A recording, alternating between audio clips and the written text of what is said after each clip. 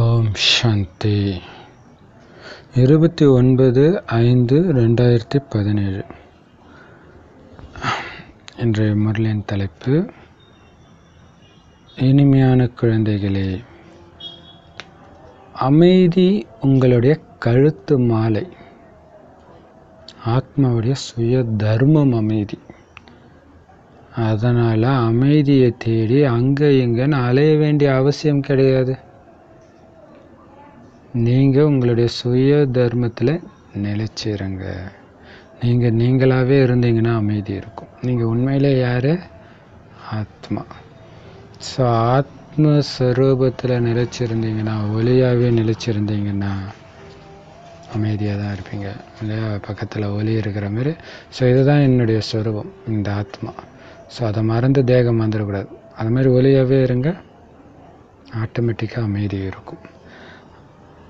நான் தேகம்ன்ற உணர்வும் தேகத்துடைய நினைவும், என்னுடைய தேகத்தின் நினைவும் மற்ற தேகத்தின் நினைவும், இதுதான் உங்கள் அமைதியை கெடுக்கிறது, குழப்பத்தை ஏற்படுத்துறது. அதையெல்லாம் நீக்கிட்டீங்க, ஆத்மான்னு அந்த ஸ்வரூபத்தில் நிலைச்சிட்டிங்கன்னா தானாகவே வெறும் அமைதி தான் இருக்கும். அதனால் நீங்கள் அதை தேடி எங்கேயும் போக தேவையில்லை, எங்கேயுமே அது கிடைக்காது. நீங்களே அமைதி ஸ்வரூபம் தான். ஸோ ஆத்மஸ்வரூபத்தில் நிலைச்சிருங்க. கழுத்தில் மாலையை போட்டுக்கிட்டு மாலை எங்கன்ட்டு ஒரு ராணி தேடின கதை மாதிரி ஆகிடக்கூடாது. அது உங்கள் கழுத்திலே இருக்குது. அது உங்களுடைய சுய தர்மமே அமைதி தான். கேள்வி: மனிதர்கள் எந்த ஒரு பொருளை சுத்தப்படுத்தணுன்னாலும் ஒரு யுக்தியை பயன்படுத்துகிறாங்க. அது எந்த யுக்தி? ஆனால் பாபா என்ன யுக்தியை படைக்கிறாரு? பாபா சுத்தப்படுத்த தானே வர்றாரு. அவர் என்ன யுக்தியை பயன்படுத்துகிறார்? என்ன யுக்தியை படைக்கிறார்? பதில்: மனிதர்கள் எந்த பொருளையும் சுத்தப்படுத்தணும்னா முதல்ல அதை நெருப்பில் போடுறாங்க.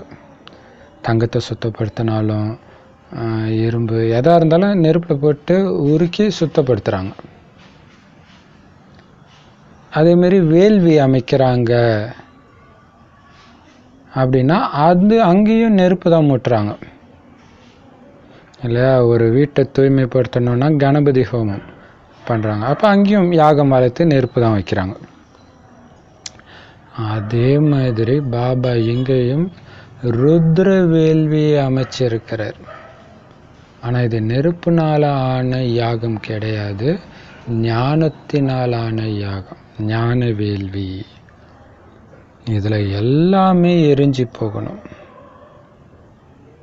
இந்த ஞான வேள்வியில் குழந்தைகளாகிய நீங்கள் தேகம் உட்பட உங்களுடையதுன்னு நீங்கள் நினச்சிட்டு இருந்த அத்தனையும் அர்ப்பணிக்கிறீங்க. மீதி எஞ்சி இருக்கிறது என்னது? ஆத்மாவாகிய நான். அவ்வளோதான். நீங்கள் யோகா செய்யணும் அப்படின்னு என்ன அர்த்தம்? பாபாவோட புத்தியை இணைக்கணும். யோகத்துடைய பந்தயம் இது. 1000 கோடி ஆத்மாக்கள் ஓடுது இந்த யோகா ரேஸில். சரி, அஞ்ஞானிகள் ஓடலனாலும் பாபா குழந்தைன்னு வச்சுக்கிட்டாலே 33 கோடி வந்துடுது. ஸோ அந்த ரேஸ் இதில் நீங்கள் முதல்ல ருத்ரனின் கழுத்து மாலை ஆகுறீங்க. அதாவது பரந்தாமத்தில் சிவபாபா கூட இருக்கிறீங்க இல்லையா? நிராகார மாலை. ஸோ அதில் எந்த அளவுக்கு நெருக்கத்தில் பாபா கிட்ட போகிறோன்றதில் ரேஸ். அதற்கு அடுத்தபடியாக விஷ்ணுவுடைய கழுத்து மாலையில் சுழற்றப்படுவீர்கள். ஸோ அது தலைகீழ் சிருஷ்டி மரம் மாதிரி இருக்கும், நிராகார மரம் பரந்தாமத்தில். ஸோ அதில் அந்த தண்டு பகுதி மட்டும் அப்படியே விஷ்ணுவுடைய கழுத்து மாலை ஆகிடும். அப்படின்னு என்ன அர்த்தம்? சொர்க்கத்தில் பிறவி எடுப்பாங்க. ஸோ இதுக்கெல்லாம் ஆதாரமாக இருக்கிறது என்னது?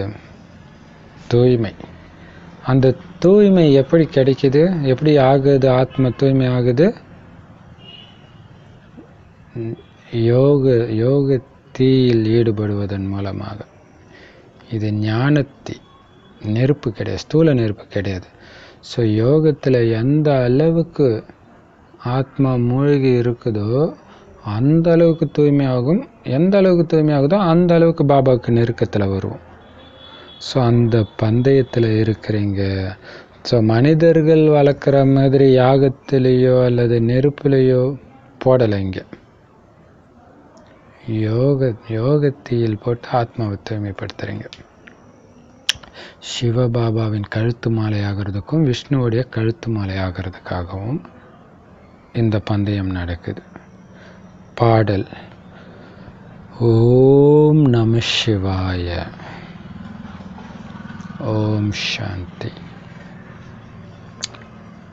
ஓம் நம சிவாயன்றது யாரோட மகிமை? பாடல்ல கேட்டிங்களா? அது யாரோட மகிமை? பரலௌகிக பரமபிதா பரமாத்மாவுடைய மகிமை. எல்லா பக்தர்களும் சாதனா செய்யக்கூடிய ரிஷி முனிவர்களும் அவரைத்தான் நினைக்கிறாங்க. அவருடைய பேர் பதித்த பாவனரும் கூட, தூய்மையாக்குபவர் இல்லையா? காரண பேர். பாரதம் தூய்மையா இருந்துச்சுன்னு இப்ப குழந்தைங்க தெரிஞ்சுக்கிட்டீங்க. லக்ஷ்மி நாராயணன் போன்றோரின் தூய்மையான இல்லற தர்மம் இதே பாரதத்துல இருந்துச்சு. அதுக்கு பேரு ஆதி சனாதன தேவி தேவதா தர்மம். பாரதத்துல தூய்மை நிரம்பி, சுகம் நிரம்பி, அமைதியும் நிரம்பி, செல்வமும் எல்லாமே நிரம்பி இருந்தது 5000 வருஷத்துக்கு முன்னாடி இருந்தது. எப்ப தூய்மை இல்லாம போச்சோ அப்ப அமைதியும் இல்லாம போச்சு, சுகமும் இல்லாம போச்சு. அமைதிக்காக அலைஞ்சிட்டே இருக்கிறாங்க. அடுப்புக்குள்ள கையை விட்டுட்டு கொதிக்குதுன்னு கத்துறாங்க. கையெடுத்தா சரியாயிடும். அதே மாதிரி தூய்மை இழந்ததுனாலதான் அமைதி போச்சு, சுகம் போச்சுன்னு தெரியாம அமைதி வேணும்னு காடு, மலை, கோயில், குளம் சுத்துறாங்க, அலையிறாங்க. தூய்மை வந்துச்சுன்னா தானா அமைதி வந்துடும் தெரியல. ஏன் ஒருத்தருக்கு கூட இங்க அமைதி இல்லை? ஏன்னா பாபாவை பத்தியும் அவங்களுக்கு தெரியல. பாபாவை பத்தியும் தெரியல, தான் ஒரு ஆத்மானு தெரிஞ்சுக்கல. இது என்னோட உடம்பு, நான் கிடையாதுன்னு தெரியல. இந்த வீடே நான் நினச்சிக்கிற மாதிரி கிடையாது. என்னோட வீடு, நான் அதில் வசிக்கிறேன். அதே மாதிரி இது என்னோட வீடு, இந்த உடல், இங்கே உள்ள நான் வசிக்கிறேன் அப்படின்றது தெரியல. அதனால தான் அமைதி இல்லை. நான் ஆத்மான்னு தெரிஞ்சாலே அமைதி வந்துடும். இந்த உடலில் நான் நடிக்க வேண்டிய நடிப்பு முடிஞ்ச உடனே ஆத்மா இந்த உடம்பை விட்டு வேற உடம்பு தேடி போயிடும்னு தெரியாததுனால தான் அமைதி இல்லை. இப்போ ஆத்ம பயிற்சிக்கு சொல்றார், நான் ஆத்மா, இது என்னோட உடம்பு, இது மூலமா நான் காரியம் செய்யறேன். ஆனா என்னுடைய சுய தர்மமே அமைதி தான். நான் வேற உடம்பு வேறன்னு தெரிஞ்சாலே அமைதி வந்துடும். மற்றபடி இதெல்லாம் என் சரீரத்தின் உறுப்பு.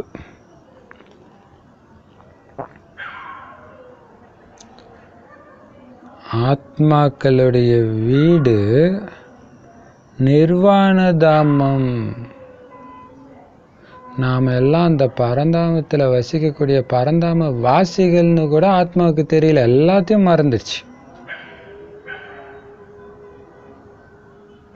பாபா சொல்றாரு, இது கர்ம கஷேத்திரத்துக்கு வந்திருக்கிறீங்க. இங்க கர்மம் செய்யணும். கர்மம் செய்யறதுக்கு உடல் தேவை. அதனால உடலை ஆதாரமா எடுத்து நடிக்கிறோம். அதை மறந்துட்டீங்க. ஆனா உடலை எடுத்தாலும் ஆத்மா தானே. ஆத்மா மாறிடுதா? ஆனா நீங்க மறந்துடுறீங்க. அமைதி உங்க கழுத்துல இருக்கிற மாலை, அமைதியின் மாலை உங்க கழுத்துல இருக்குது. ஆனா நீங்க வெளியில தேடி போய் ஏமாந்துகிட்டு இருக்கிறீங்க. மனசுக்கு எப்படி அமைதி கிடைக்கும்னு கேக்குறாங்க. இல்லையா? முதல்ல பிரம்மகுமாரி சென்டருக்கு எதுக்கு வருவாங்க? அமைதிக்காக தான் வருவாங்க. கடவுள் வர்றாரு, ஸ்ரீ நாராயணன் ஆகணும், அந்த ஆசையில் எடுத்த உடனே வர்றது வந்து ரொம்ப கம்மி தான். ஏன்னா அந்த அளவுக்கு வெளியிலேயே கொடுக்குற நோட்டீஸில் புரிய வைக்கிறதெல்லாம் வந்து ரொம்ப ரொம்ப கம்மி. அதனால் எனக்கு அமைதி வேணும், தியானம் பண்ணால் அமைதி வேணும் அப்படின்னு தான் வராங்க.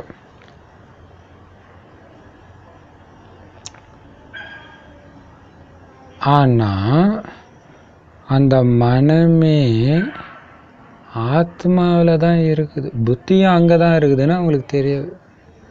மனசுக்கு நிம்மதி வேணும்னு நெஞ்சில் கை வச்சு சொல்கிறாங்க.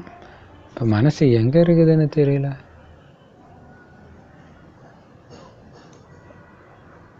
ஆத்மா பரமபிதா பரமாத்மாவுடைய வாரிசு, குழந்தை. ஆத்மா பரமபிதா பரமாத்மாவுடைய குழந்தை.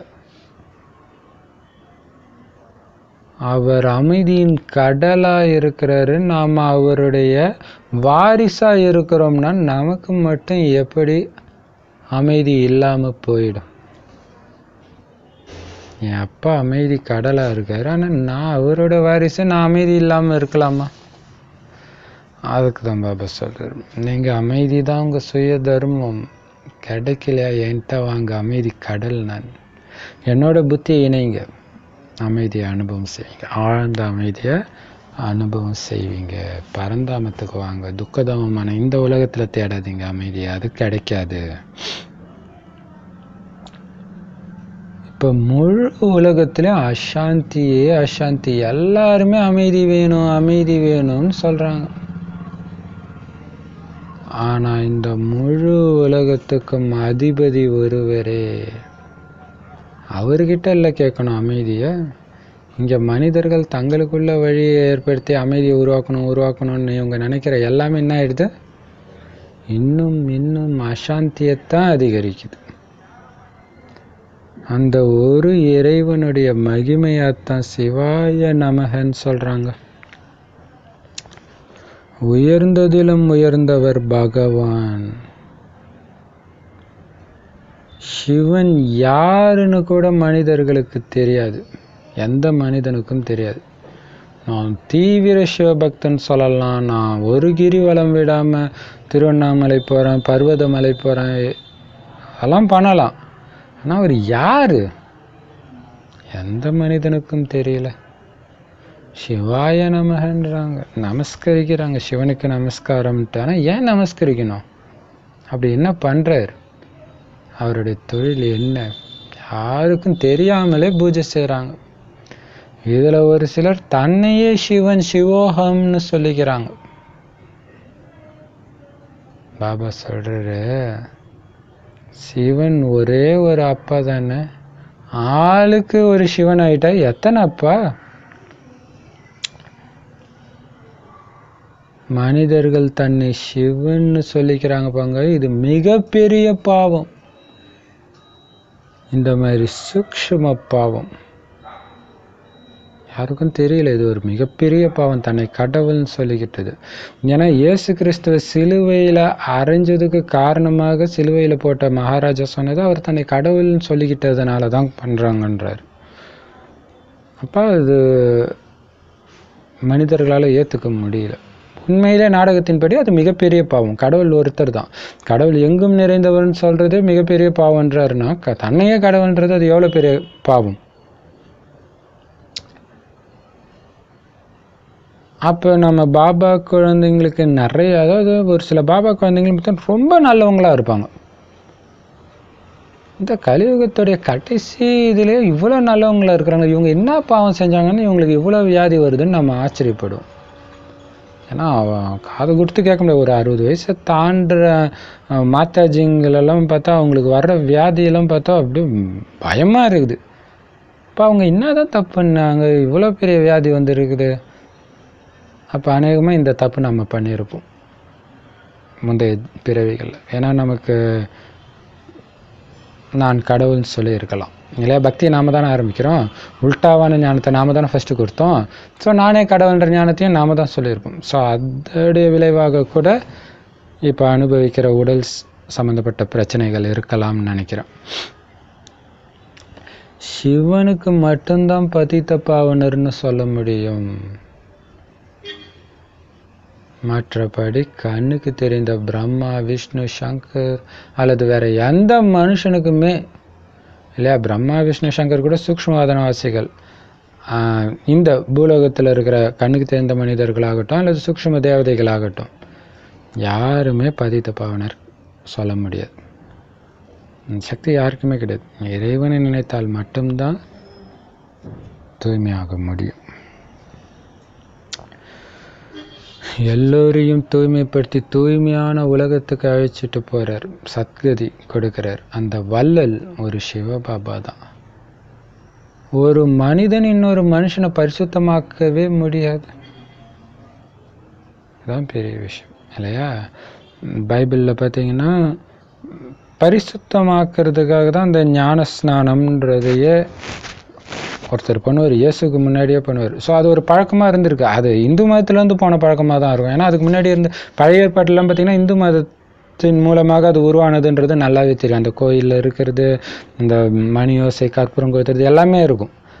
ஸோ அப்படி அது உருவாகி இருக்குது. ஆனால் அப்படியெல்லாம் எந்த மனுஷனும் இன்னொரு மனுஷனை பரிசுத்தமாக்கவே முடியாது. பரிசுத்தமான பிதாவேன்னு இயேசு ஒருத்தவங்க கூப்பிடுவாங்க. இயேசு வந்து பரிசுத்தமாக்கினார், தண்ணியில் முக்கியன்னு போட்டிருக்குது. ஆனால் அதே பைபிள்லே பரிசுத்த பிதாவேன்ட்டு ஒருத்தர் அவரை கூப்பிடுவார், பரிசுத்தமான போதகரே அப்படின்ட்டு. இயேசுவை வேற ஒருத்தர் கூப்பிடுவார். அதுக்கு இயேசு கோபம் வரும். என்ன எப்படி பரிசுத்த பிதாவேன்னு நீ சொல்லலாம், பரிசுத்தமான போதகரேன்னு சொல்லலாம்? பிதாவை தவிர யாருமே பரிசுத்தமானவங்க கிடையாது. அப்படி இருக்கும்போது நீ எப்படி என்ன சொல்லலாம் அப்படின்னு சண்டைக்கு போவார். இப்போ அவரே சொல்கிறார்ல, அப்போ பரிசுத்தமானவங்க தான் பரிசுத்தமாக ஆக்க முடியும். ஆக்சுவலாக பரிசுத்தமானவங்களாலையும் ஆக்க முடியாது. ஏன்னா ஸ்ரீகிருஷ்ணர் பரிசுத்தமானவர் தான், ஆனால் ஆக்கவும் முடியாது. அந்த டைமில் அழுக்கானவங்களும் கிடையாது. பட் இந்த சக்தி வந்து ஒரு பரமபிதா பரமாத்மாவுக்கு மட்டும்தான் இருக்குது. பதிதர்களை பதித்தமாக்கு, பாவனமாக்குறது. மற்றபடி எந்த மனுஷனும் இன்னொரு மனுஷனை பரிசுத்தமாக்க முடியாது இல்லையா. இப்போ போய் ஒரு வியாதி வந்துச்சுன்ட்டு ஒரு சாமியார்கிட்ட போய் வேண்டுதல் வச்சு சரியாயிடுச்சுன்னா உடனே என்ன பண்ணிடுறோம், அவரை சாமியாக்கிடுறோம். அப்போ ஒரு வியாதிக்கு காரணம் வந்து உங்களுடைய அசுத்தத்தன்மையினால் வர்றது தான், தூய்மை இழந்தது தான் மெயின் காரணம். அப்போ நோய் தீர்ந்துருச்சுன்னா அவர் என்ன உங்களை தூய்மைப்படுத்திட்டாரா? கிடையாது இல்லையா. ஸோ மனிதர்கள் அப்படி பண்ணுறது கிடையாது.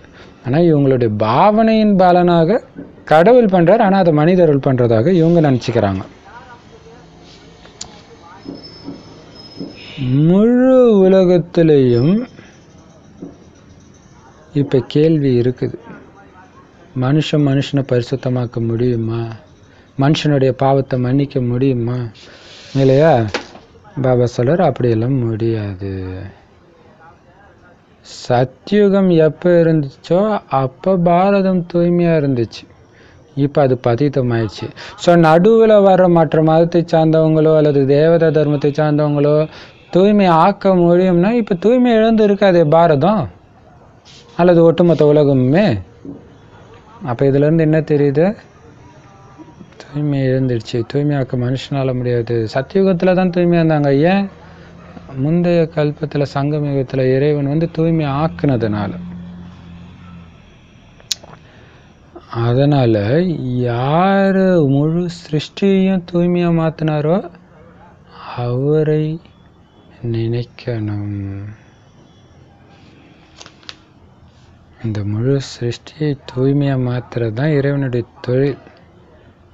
இது பைபிளில் வரும். ஒட்டுமொத்த கட்டளையும் சுருக்கி 2 கட்டளையாக கொடுங்கன்னு இயேசுகிட்ட சொல்லும்போது, உன் பாலிய பருவத்தில் சிருஷ்டிகராகிய கர்த்தரை நினை அப்படின்னு சொல்லுவார். ஆனால் அது எப்படி நினைக்கிறது, ஒளிப்புள்ளியாக அவர் இருக்கிறாருன்றது அது சொல்லலை. ஸோ முழு சிருஷ்டியும் தூய்மையாக மாற்றினார்ல, அவரைத்தான் நம்ம நினைக்கணும். தூய்மை இழக்க வச்சவங்களை ஏன் நினைக்கிறீங்க? தூய்மை இழந்தவங்களை ஏன் நினைக்கிறீங்க? மற்றபடி இது முழுக்க முழுக்க பதித்த உலகம். நீங்கள் பார்க்குற எல்லாம் பதித்தமானவர்கள். மகான் ஆத்மான்னு இந்த உலகத்தில் யாரை சொல்கிறாங்க? ஏன்னா இங்கே அப்படி யாருமே கிடையாது. மகான் ஆத்மான்னு இவங்க யாரை வேணாலும் சொல்லலாம். மகாத்மானம்னா யாருமே தூய்மையானவங்க கிடையாது. யாருக்குமே பரலௌகிக தந்தையை பற்றி தெரியல. பாரதத்துடைய சிவ ஜெயந்தி சிவராத்திரி உலகம் ஃபுல்லா போற்றப்படுதுன்னா நிச்சயமா பாரதத்துல தானே பதித்தர்களை பாவனமாக்குறதுக்காக வந்திருப்பாரு சிவபாபா. கடவுள் அங்கதானே வந்திருப்பாரு. ஸோ என்ன மாதிரி பண்டிகை சிவராத்திரி? அப்போ கண்ணுக்கு தெரியல, சிவன் யாருன்னு தெரியல, வெறும் லிங்கம் வச்சிருக்கிறாங்க. ஆனால் அதுக்கு பிறந்த நாள் கொண்டாடுறாங்கன்னா அவர் வந்திருக்கிறார். ராத்திரி கொண்டாடுறாங்கன்னா என்ன அர்த்தம்? இரவில் வந்ததுனால நிறைய பேர் அவரை அடையாளம் கண்டுக்கலன்னு அர்த்தம். நான் ஒவ்வொரு கல்பத்திலும் சங்கமத்தில் வர்றேன், கல்பத்தின் சங்கமத்தில் வர்றேன். அதுக்கு தான் கும்பமேளா அப்படின்னு சொல்லப்படுது. பிராக்கெட்டில் மகாமகம்னு இவங்க போட்டிருக்கிறாங்க. ஸோ கும்பமேளா என்னது? கடலும் நதியும் சந்திக்கிற திருவிழா, சந்திப்பு திருவிழா. ஸோ அங்கே கடலும் நதியும் சந்திக்கிற மாதிரி ஒரு கல்பமும் இன்னொரு கல்பமும் சந்திக்கிற நேரத்தில் இறைவன் வந்து குழந்தைங்களை சந்திக்கிறார். ஆனால் தண்ணீரினால் ஆன கடலும் தண்ணீரினால் ஆன நதியும் சந்திக்கிற அந்த கும்பம் கிடையாது இது. கும்பம்னா சந்திக்கிறது, அது கிடையாது இது. இது ஞானக்கடல் பதித்த பாவனர் பாபாவும் ஞான கங்கைகள் அவருடைய குழந்தைகள் ஆத்மாக்களும் சந்திக்கிறது. ஸோ ஞானக்கடல் வந்து எல்லா ஆத்மாவையும் தூய்மையாக மாத்துறார் ஞானத்தின் மூலமாக. இதுக்குத்தான் கும்பம்னு சொல்லப்படுது. ஸோ இந்த கும்பத்தோடைய விசேஷம்தான் கும்பம் வச்சு நிறைய பண்டிகை கொண்டாடப்படுது இல்லையா. பாரதம் சொர்க்கமாக இருந்த பொழுது ஒரே ஒரு தர்மம் தான் இருந்துச்சு. அப்படின்னா என்ன அர்த்தம்? ஒரே வழி. ஒரே வழி இருந்தால் பிரச்சனை இல்லை, பல வழி இருந்தால் கண்டிப்பாக நிம்மதி கிடையாது.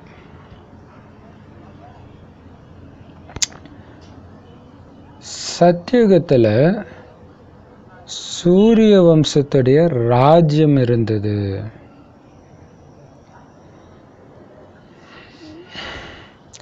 பிறகு திரேதா யுகத்தில் சந்திர வம்சம்,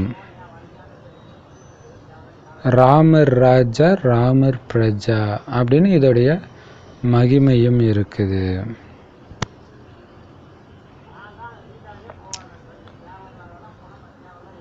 திரேத்தாவுக்கே இத்தனை மகிமை இருக்குதுன்னா சத்தியுகத்துக்கு அதை விட அதிகமாக தானே இருக்கும். பாரதம் சொர்க்கமாக இருந்தது, பரிசுத்தமாக ஜீவ ஆத்மாக்கள் இருந்தாங்க. மீதமுள்ள மற்ற அனைத்து தர்மங்களின் ஆத்மாக்கள் அந்த நேரத்தில் நிர்வாண தாமத்தில் இருந்தாங்க. சூப்பராக சொல்கிறாரு பாருங்க. பாரதம் சொர்க்கமாக இருந்தபோது, சொர்க்கம்னு சொல்கிறதே சத்தியுகத்தை தான். இப்போ ஒரே தர்மம் தான், ஆதி சனாதன தேவி தேவதா தர்மம், சூரிய வம்சத்தினர் மட்டும்தான் இருந்தாங்க. அதை பற்றி மனிதர்களுக்கு தெரியல. திரேதா யுகத்தில் வாழ்ந்த ராமர் அது ஓரளவுக்கு கரெக்டாக ராமர் வாழ்ந்தது திரேத்தான்னு பக்தியிலையும் இருக்குது. ஸோ ராமராஜா ராமர் பிரஜா இல்லையா, ராமர் மாதிரி அவருடைய பிரஜையும் தூய்மையானவர்கள் அப்படின்னு மகிமை இருக்குதுன்னா அதுக்கும் முன்னாடி இருந்த யுகத்தில் எவ்வளோ மகிமை இருக்கும். ஆனால் அதை பற்றி தெரியல. பாபா சொல்கிற அவ்வளவு செல்வம் மிக்க ஆரோக்கியம் அமைதி நிறைந்த சொர்க்கமாக இருந்துச்சு. பரிசுத்தமான ஆத்மாக்கள் எல்லாம் 100% பரிசுத்தம். ஸோ மற்ற வெறும் சூரிய வம்ச தர்மத்து ஆத்மா மட்டும்தான் இருந்துச்சு. அப்போ மற்ற எல்லா தர்மத்தின் ஆத்மாக்களும் முக்தியில் இருந்துச்சு பரந்தாமத்தில். ஆனால் இப்போ எந்த மனுஷனுக்குமே ஆத்மானா என்னன்னு தெரியாது, பரமாத்மானா என்னன்னு தெரியாது. ஆத்மா அவ்வளோ சின்ன புள்ளி, உலகத்தில் ரொம்ப குட்டியான பொருள் ஆத்மா தான். ஆனால் அதில் 84 பிறவியின் நடிப்பு பாகம் பதிவாகி இருக்குது. எவ்வளோ பெரிய அதிசயம். ஆனால் 84 லட்ச பிறவிகள் இருக்க முடியாது.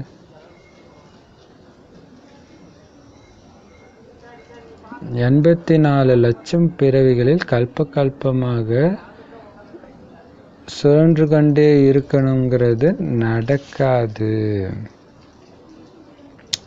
இது இருக்கிறது 84 பிறவிகளின் சக்கரம் தானே தவிர 84 லட்ச பிறவிகளின் சக்கரம் கிடையாது. அப்படி முடியாது. அது யாராலையும் ஞாபகம் வச்சுக்கவும் முடியாது. ஆனால் இதில் காமெடி என்னென்னா 84 பிறவி சக்கரம் தான். ஆனால் அந்த 84 பிறவியும் எல்லாருக்கும் கிடையாது. ஒரு சிலருக்கு தான் 84. ரொம்ப ரொம்ப ரொம்ப ரொம்ப கம்மியான பேருக்கு தான் 84 பிறவி. யார் முதல்ல இருந்தாங்களோ, சத்தியுகத்தோட ஆரம்பத்திலே இருந்தாங்களோ, அவங்க பின்னாடியும் இருக்கிறாங்க. அவங்க போக முடியாது. ஒன்ஸ் பிறவி எடுத்துட்டாங்கன்னா இங்கேயே தான் இருப்பாங்க. ஆனால் பாபா சொல்ற முதல்ல இருந்தவங்களே இப்போ பின்னாடி இருக்கிறாங்க அப்படின்னு என்ன அர்த்தம்? சக்தி இழந்து இருக்கிறாங்க. அதுதான் பெரிய விஷயம். இப்போ பார்த்தீங்கன்னா கிறிஸ்து சில விஷயங்களை பண்ணுறார், அற்புதங்களை பண்ணுறார். வள்ளலார் சில அற்புதங்கள் பண்ணுறார். ஸோ இது மாதிரி நிறைய பேர் பண்ணுறாங்க. சீரடி சாய்பாபா அந்த மாதிரி. அந்த நேரத்தில் இந்த உலகத்துடைய நம்பர் 1 ஆத்மா நாராயணன் ஆத்மா இருக்குது. அந்த ஆத்மாவால் அது பண்ண முடியாது. பின்னாச்சு இவங்கள விட அந்த கிறிஸ்து ஆத்மா அந்த டைமில் பவராக இருக்குது. வள்ளலார் ஆத்மா அதை விட பவராக இருக்குது. அது ஏன்னா அதுக்கு அப்போ தான் ஃபஸ்ட்டு பர்த். ஸோ அப்போ கடைசியில் வந்தவங்களை விட ஃபஸ்ட்டு வந்தவங்க இப்போ பின்னாடி இருக்கிறாங்க. சக்தி இழந்த நிலையில் இருக்கிறாங்க. ஆனால் பின்னாடி இருக்கிற அவங்க தான் இப்போ முன்னாடி போக போகிறாங்க. எவ்வளோ பெரிய விஷயம் இல்லையா? அதான் பாபா அழைப்பாங்களாம். கீழே இருக்கிறவங்கள மேலே எடுத்துகிட்டு போகிறார். ஸோ இந்த மகிமை ஆக்சுவலாக பைபிளில் இருக்குது. ஏழையை பணக்காரனாக்குறேன்,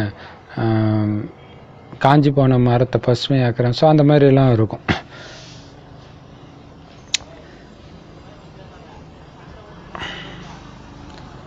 ஸோ முதல்ல வரும்போது தேவதை ஆத்மா சத்தியுகத்தில் வரும்போது பின்னாடி வரக்கூடிய மற்ற தர்மத்த ஆத்மாக்கள் நிர்வாண தாமத்தில் வசிப்பாங்க. இந்த விஷயங்கள் எல்லாத்தையும் பாபா தான் புரிய வைக்கிறார். அதனால தான் அவருக்கு உலகத்தின் ஆல்மைட்டி அத்தாரிட்டின்னு சொல்லப்படுது. என்ன அர்த்தம்? சர்வசக்திவான் அப்படின்னு சொல்லப்படுது. ஏன்னா அவரை தவிர வேற யாருக்கும் இந்த ஞானத்தை புரிய வைக்கக்கூடிய சக்தி கிடையாது. நான் பிரம்மா மூலமாக எல்லா வேத சாஸ்திரங்கள், கீதை போன்றவற்றின் சாரத்தை புரிய வைக்கிறேன். இது எல்லாமே பக்தி மார்க்கத்தின் கர்மகாண்டத்தின் சாஸ்திரங்கள்.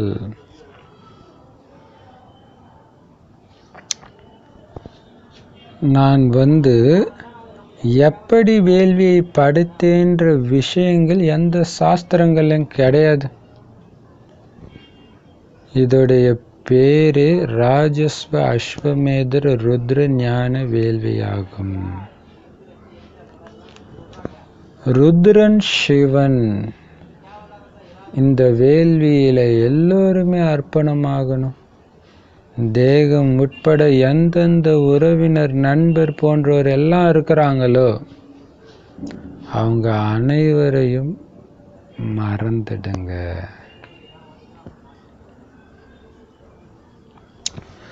ஒரே ஒரு தந்தையை மட்டும் நினைங்க. நான் சந்நியாசி, மனச்சோர்வு உடையவன், கிறிஸ்தவன், இஸ்லாமியன், இது எல்லாமே தேகத்தின் தர்மம். இதை விட்டுட்டு உங்களை ஆத்மான்னு புரிஞ்சு என்னை மட்டும் நினைவு செய்யுங்க. நிராகாரர் இந்த பூமிக்கு வராருன்னா என்ன அர்த்தம்? உடல்ல வராருன்னு தான் அர்த்தம். நான் உடலை ஆதாரமாக எடுக்க வேண்டி இருக்குது.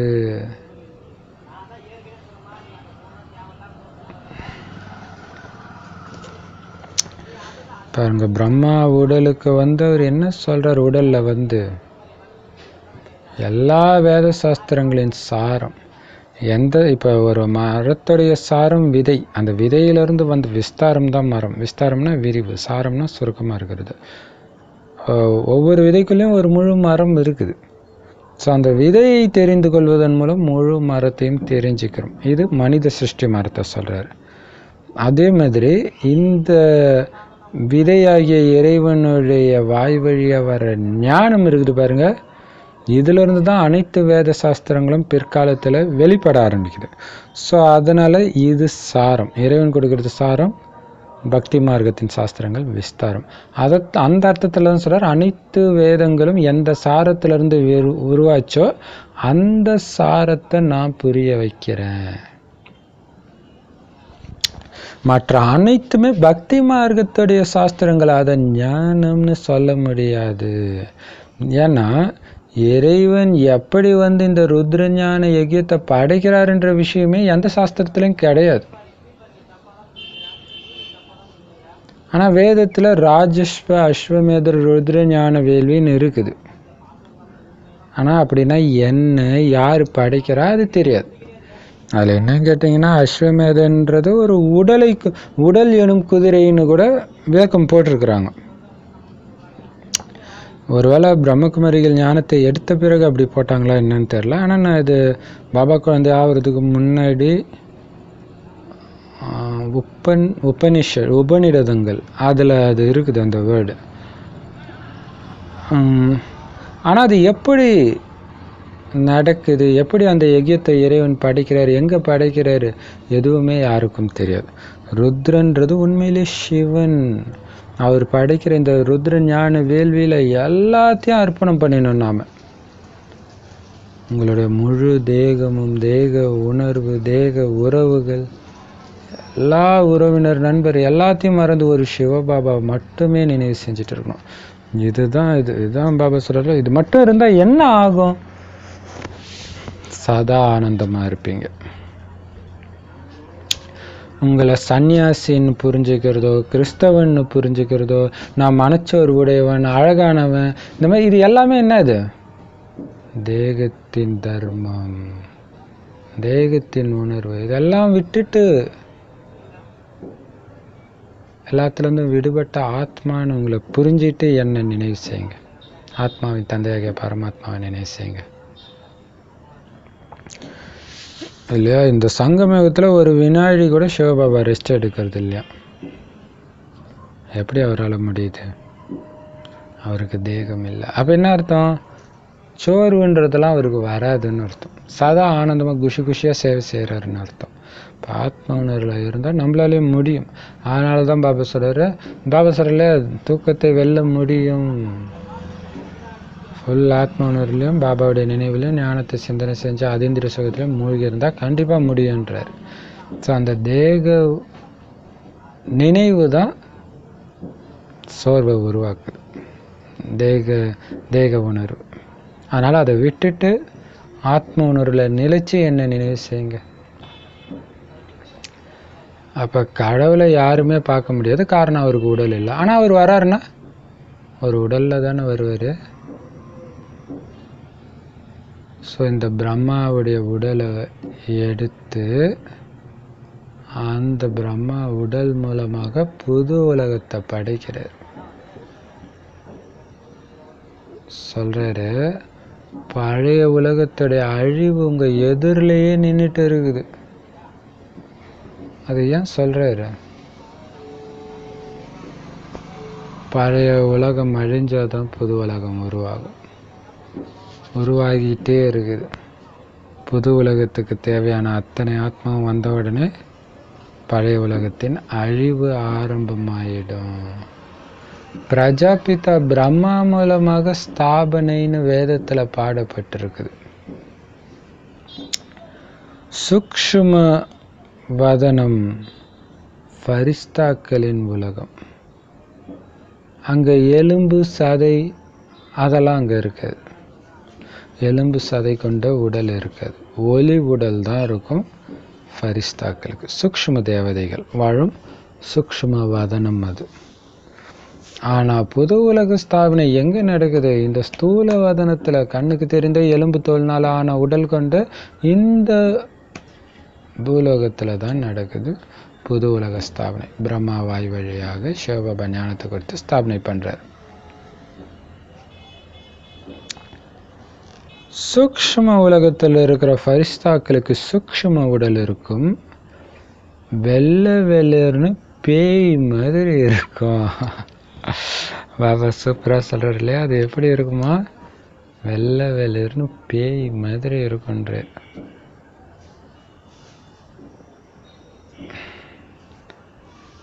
ஸோ நிறைய விஷயங்கள் பார்த்திங்கன்னா நம்ம நைட்டு ஏதாவது ஒரு ஒன்றத்தை சிந்திச்சுட்டு படுக்கும் பொழுது கனவுல அது வரும். ஸோ ஆக்சுவலாக இந்த வாணி நான் ரொம்ப லேட்டாக எடுக்கிறேன்.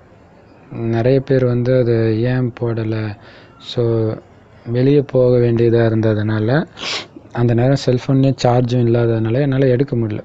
ஸோ அதனால் இப்போ எடுக்கிறேன். இப்போ இது பேய் மாதிரி வெள்ளை வெள்ளையர்னு ஃபரிஸ்தாக்களுக்கு உடல் இருக்கும் அப்படின்னு சொல்கிறத கேட்டுட்டு நீங்கள் தூங்குனீங்கன்னா நிறைய பேருக்கு ஃபரிஸ்தா எப்படி இருக்குன்றது கண்டிப்பாக கனவுல வரும். அதுக்காக தான் பாபா இந்த டைம் இதை படிக்க வைக்கிறாருன்னு நினைக்கிறேன். எந்த ஆத்மாவுக்கு உடம்பே இல்லையோ அது அலைஞ்சிட்டு இருக்குது. நிழல் மாதிரி உடல் தான் தென்படுது. அதை உங்களால் பிடிக்கவே முடியாது.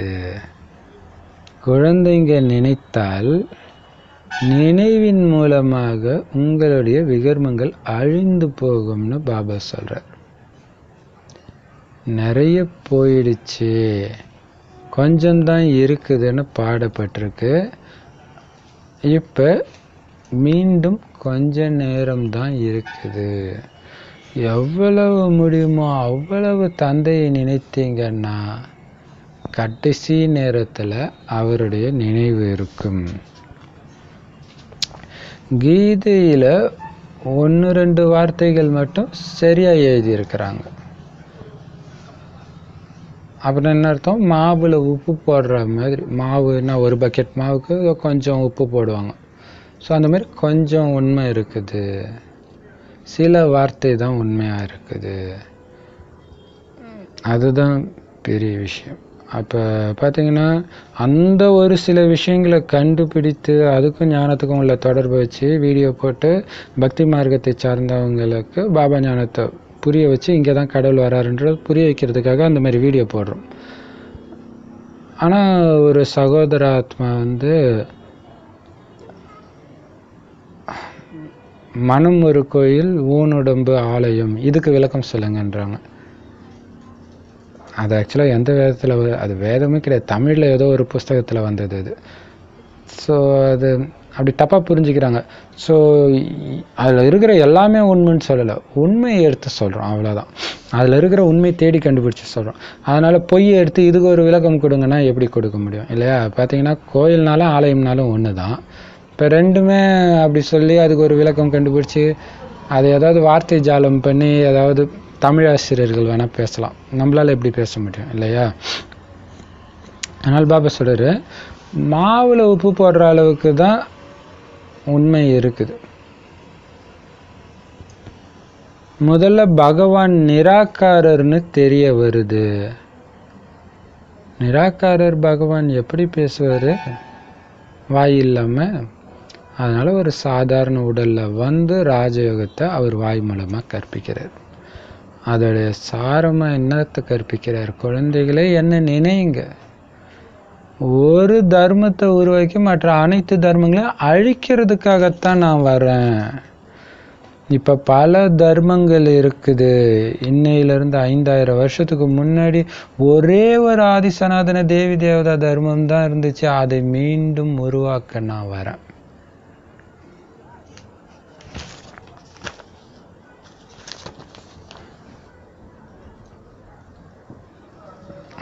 இப்போ பாபா சொல்கிறாரு,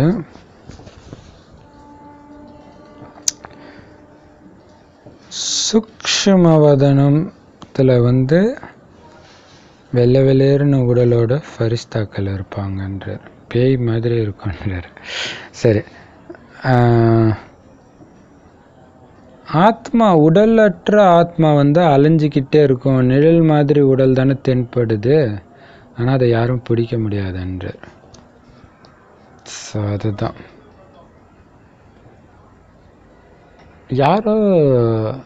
யாரோ இது சொன்னாங்க, யாருன்னு எனக்கு ஞாபகம் இல்லை. என்ன அப்படின்னா, 2 வீலரில் போகும்போது ஒருத்தர் லிஃப்ட்டு கேட்டிருக்கிறாரு. லிஃப்ட்டு கேட்டு அவர் பைக்கில் வந்து அழைச்சிட்டு வந்துட்டே இருக்கிறாரு. வந்துட்டு இருக்கும்போது அது ஆக்சுவலாக சுடுகாட்டை தாண்டி போனாரோ என்னவோ தெரில. அப்போ வந்து போஸ்டர் இருக்குது, இவர் பின்னாடி உட்காந்துட்டு இருக்கிறவர் செத்துட்டாருன்னு போஸ்டர் இருக்குது, கண்ணீர் அஞ்சலி போஸ்டர். இவருக்கு தூக்கி வாரி போடுது. திரும்பி பார்க்குறாரு, யாருமே காணோம். இல்லையா, பேய்க்கே லிஃப்ட் கொடுத்துருக்காரு. ஸோ அப்போ இது என்னன்னா, அதுதான், அது தொட முடியாது. அப்படியே ஒரிஜினலாக அவங்க இருக்கிற மாதிரியே இருக்கும் ஒளி உடல், ஆனால் தொட முடியாது, பிடிக்க முடியாது. அது எவ்வளோ பெரிய ஆச்சரியம் இல்லை? நிழல் மாதிரி உடல்ன்றார். அது இருக்குதா இல்லையானே தெரியாத மாதிரி ஒரு உடல் அது. ஸோ அதனால் பாபா சொல்கிறார், குழந்தைங்க நீங்கள் பாபாவை அந்த அளவுக்கு நீங்கள் நினைவு செய்கிறீங்களோ அந்த அளவுக்கு உங்களுடைய பாவங்கள் அழியும்.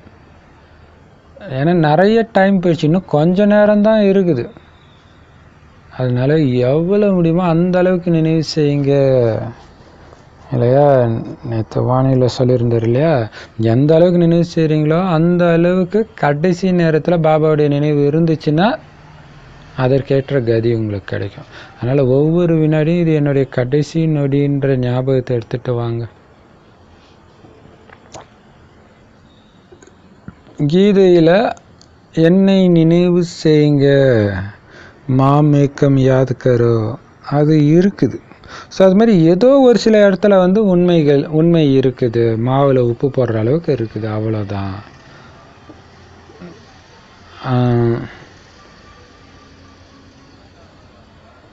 ஆனால் பகவான் வந்து நிராகாரர்னு தெரிய வருது, அவரை கண்ணால் பார்க்க முடியாதுன்னு தெரியுது.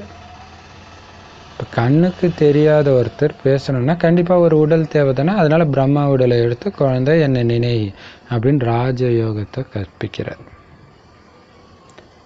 எதுக்கு வந்திருக்கிறாரு பாபா? ஒரு தர்மம் தான் 5000 வருஷத்துக்கு முன்னாடி இருந்துச்சு, அதனால தான் அமைதி இருந்துச்சு. ஸோ அதே தர்மத்தை மீண்டும் உருவாக்குறார். மற்ற இப்போ இருக்கிற அனைத்து தர்மங்களையும் அழிக்கிறதுக்காகத்தான் வர்றார். எல்லா ஆத்மாக்களுமே அவங்களுடைய கணக்கு வழக்கம் முடிச்சிட்டு தான் பரந்தாமத்துக்கு போக முடியும். ஸோ அந்த டைமுக்கு பேர் தான் மரணத்தின் தருணம். எல்லாருடைய துக்கங்களின் கணக்கு வழக்கம் முடியுது. ஏன் இன்னைக்கு பயங்கரமான வியாதிகள்லாம் வருது? கணக்கு வழக்கம் முடிக்கிற டைம் இல்லையா இப்போ? ஸோ அதனால அனுபவிச்சுட்டு இருக்கிறாங்க. பாவங்களின் காரணமாக தான் துக்கம் கிடைக்குது, அதில் டவுட்டே கிடையாது. ஸோ இந்த ஞானம் நமக்கு எப்பவுமே இருக்கணும். நமக்கு யாராவது துக்கம் கொடுக்கும் பொழுது தீதும் நன்றும் பிறர் தரவாரான்ற மாதிரி அது கண்டிப்பாக நான் தான் காரணம். இப்போ மட்டும் இல்லை, ஏதோ ஒரு ஜென்மத்திலே நான் தான் பண்ணியிருப்பேன் இல்லையா. இப்போ ஒரு உதாரணத்துக்கு குழந்தை டென்ஷன் படுத்திக்கிட்டே இருக்குது, அல்லது குழந்தைய அப்பா அம்மா டென்ஷன் படுத்திகிட்டே இருக்கிறாங்க, அடிச்சுட்டே இருக்கிறாங்க. அந்த மாதிரி அப்பா அம்மா வர்றதுக்கு நான் என்ன பாவம் பண்ணேன்? கண்டிப்பாக பண்ணியிருக்கிறீங்க, அதனால தான் அங்கே பிறந்திருக்கிறீங்க. ஸோ பாவங்களின் காரணமாக தான் துக்கம் கிடைக்குது. இப்போ துக்கம் கிடைக்குதுன்னா புரிஞ்சுக்கணும், இன்னும் பாவம் இருக்குது, அதை எரிக்கணும். அதுக்கு தான் யோகத்தில் நீங்கள் யோகம் பண்ண பண்ண பண்ண துக்கம் கொடுக்கறத நிறுத்திடுறாங்க. ஏன்னா பாவத்தை எரிச்சிடுறீங்க. அதுதான் நிறைய பேர் அதான் கேட்பாங்க, என்னென்ன தெரில பிரதர், இந்த 1 மாதம் தான் நான் பாபா குழந்தையாகி இருக்கிறேன், எனக்கு என்னை பார்த்தாலே குற்றம் கண்டுபிடிக்கிறவங்க இப்போ திடீர்னு என்கிட்ட நல்லா பழகுறாங்க. ஏன் அப்படி? பாவம் எரியுது பாபா நினை செய்ய செய்ய. பாவங்களின் கணக்கு முடிஞ்ச பிறகு புண்ணியம் ஆரம்பமாகுது. சூப்பராக ஸ்லோகனில் சொன்னார் பாருங்க. புண்ணியத்தின் கணக்கை நீங்கள் அதிகரிச்சுட்டு இருந்தீங்கன்னா தானாகவே பாவத்தின் கணக்கை முடிஞ்சிடும்ன்ட்டு.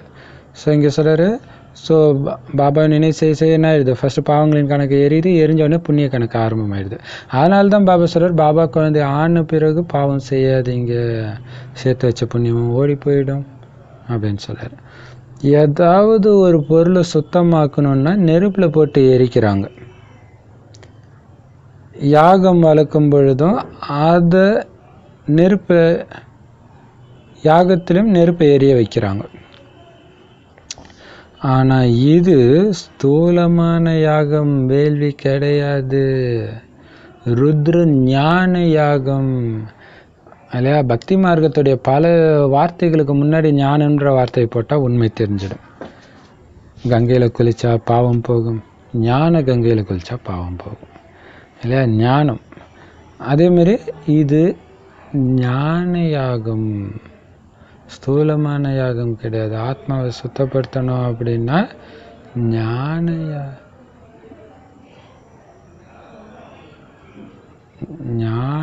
யாகத்தில் எரியணும் ஆத்மா. கிருஷ்ண ஞான யாகம்னு சொல்றது கிடையாது. இது ரொம்ப சூப்பரான விஷயம் இல்லை. சிவயோகம்ன்றாங்க, கிருஷ்ண யோகம்னு சொல்றாங்க. இப்போ யோகத்தை கற்பித்தவர் யாரு? சிவன் தானே. ராஜயோகம் கீதை கிருஷ்ணர் சொல்கிறார், அதில் ராஜயோகம்ன்ற வார்த்தை கற்பிக்க எழுதப்பட்டிருக்குதுன்னா கிருஷ்ணயோகன்ற வேர்டே இல்லையே.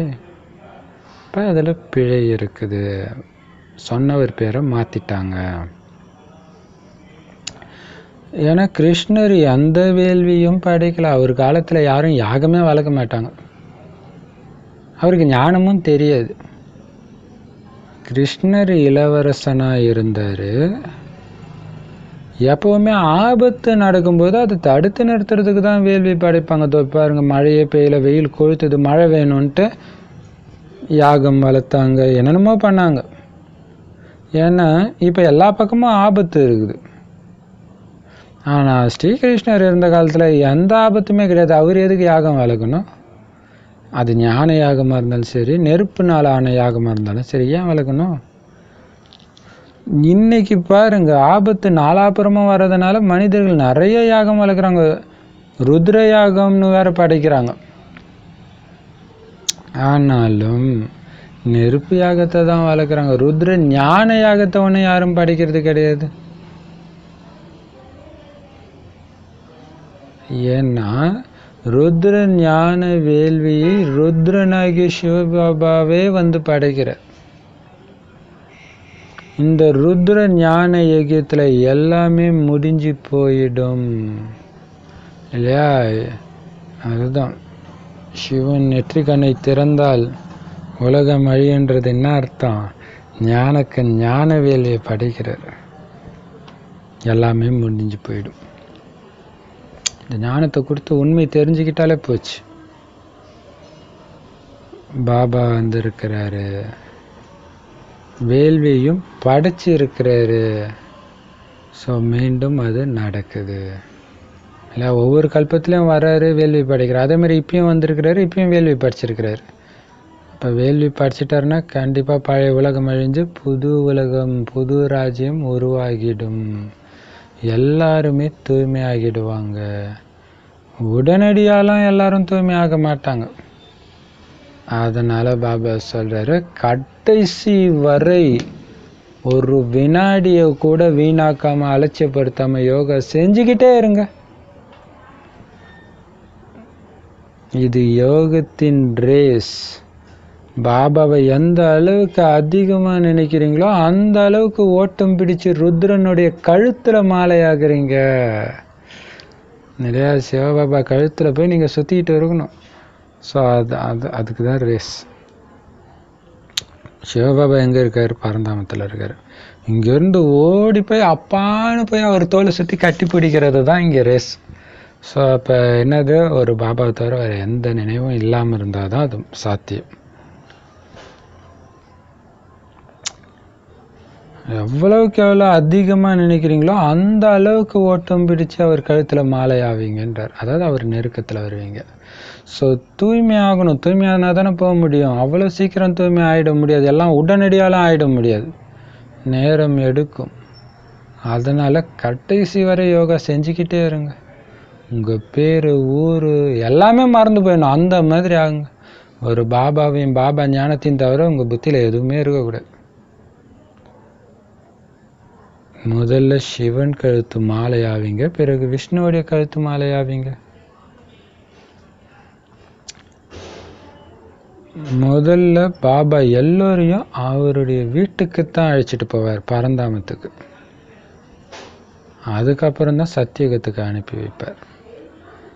எந்த அளவுக்கு யார் முயற்சி செய்கிறாங்களோ அந்த அளவுக்கு அவங்க நரன்லேருந்து நாராயணனாகவும் பெண்லேருந்து லக்ஷ்மியாகவும் ஆகி ராஜ்யம் செய்வாங்க. ஸோ இப்போ எந்த அளவுக்கு உடல் உணர்வுலேருந்து விலகி ஆத்ம உணர்வுலேருந்து தெய்வீக குணத்தை தாரணை பண்ணுறீங்களோ அந்த அளவுக்கு நீங்கள் ஸ்ரீ நாராயணன் பதவி கிட்ட போயிடுவீங்க, அல்லது நாராயணனாகவே ஆயிடுவீங்க. அது உங்களுடைய முயற்சியை பொறுத்து.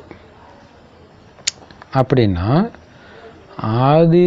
ஆதி சனாதன தேவதா தர்மம் உருவாகிட்டு இருக்குதுன்னு அர்த்தம். அதுக்காக தான் பாபா உங்களுக்கு இப்போ இந்த ராஜயோகத்தை தினம் தினம் கற்பித்து கொண்டிருக்கிறார். 5000 வருஷத்துக்கு முன்னாடி எப்படி உங்களுக்கு இந்த ராஜயோகத்தை கற்றுக் கொடுத்தாரோ அதே மாதிரியே தான் மீண்டும் கல்பத்துக்கு பிறகும் கற்பிக்கிறதுக்கு வந்திருக்கிறார். கொஞ்சம் கூட வித்தியாசம் கிடையாது. சிவனுக்கு பாடின மகிமை அவர் செஞ்சார், அத்தனையும் மீண்டும் செய்கிறார். அதனால் உங்களுக்கு வருத்தம் வேண்டாம். ஐயோ 5000 வருஷத்துக்கு முன்னாடி உங்ககிட்ட போயிடுச்சேன்னா எவ்வளோ குஷியாக இருக்குது பாபா. அதே தான் இப்பயும் நடக்குது இல்லையா?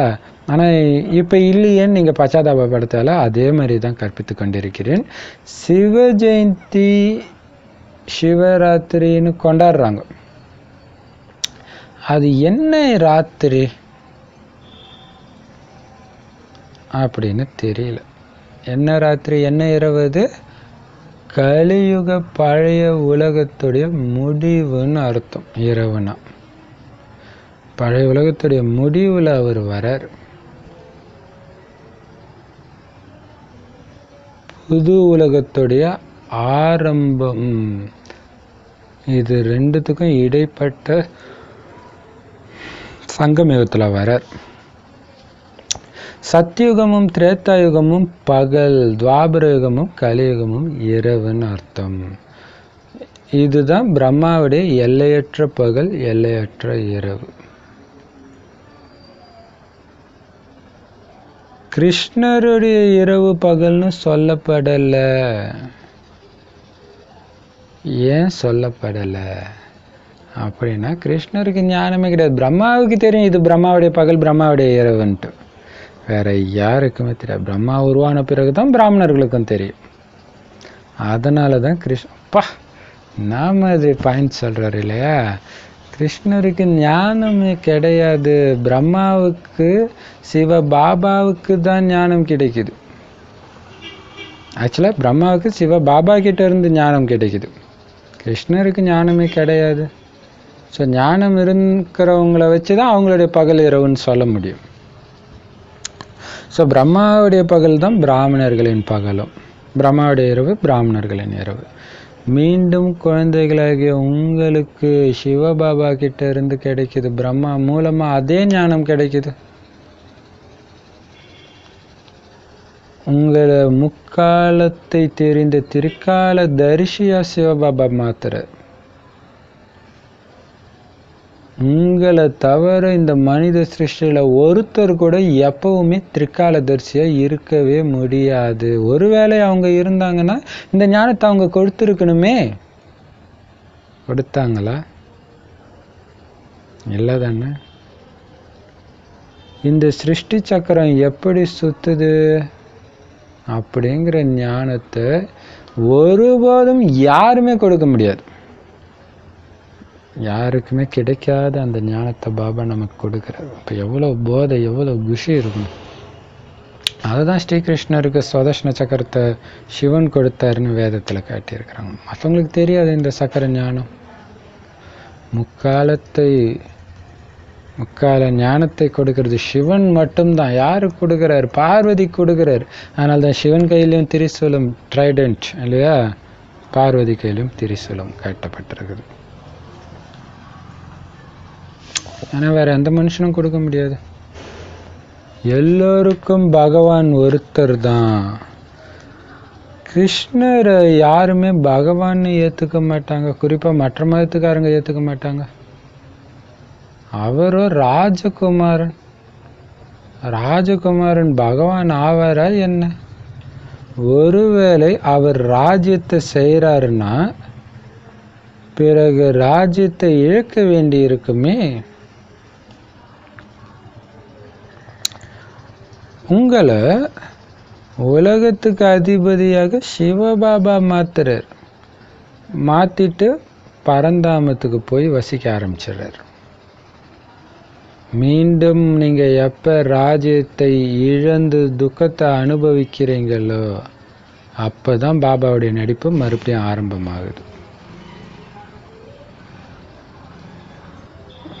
துக்கம் ஆரம்பமாகும் போது இல்லையா, பக்தி மார்க்கத்திலேருந்து பாபாவுடைய நடிப்பு ஸ்டார்ட் ஆகுது. நான் வழக்குகளை கேட்கிறேன், ஓ இரக்க மனம் உடையவரேன்னு என்னத்தான் சொல்றாங்க. முதல்ல தூய்மையான பக்தி தான் பண்ணீங்க, அதாவது ஒரு சிவபாபாவை மட்டும்தான் பூஜை செஞ்சீங்க. பிறகுதான் தேவதைகளை வணங்க ஆரம்பிக்கிறீங்க. இப்ப ரொம்ப தூய்மையற்ற பக்தி ஆயிடுச்சு இல்லையா. எதையோ கும்பிட்டுட்டு இருக்கிறீங்க, கல் முள் மண் எல்லாத்தையும். ஆனா இன்னைக்கு பூஜை செய்யற எந்த பூஜாரிக்கும் எப்போதுல இருந்து இந்த பூஜை ஆரம்பமாச்சுன்னே தெரியாது. சிவன் சொன்னாலும் சோமநாத்ன்னு சொன்னாலும் ஒரே விஷயம்தான். சோமநாதர் சிவன் தான் இல்லையா. சோம ரசத்தை இப்பத்தான் பருக வைக்கிறார், நமக்கு கொடுக்கிறார். ஆனா சிவன் நிராகாரர்.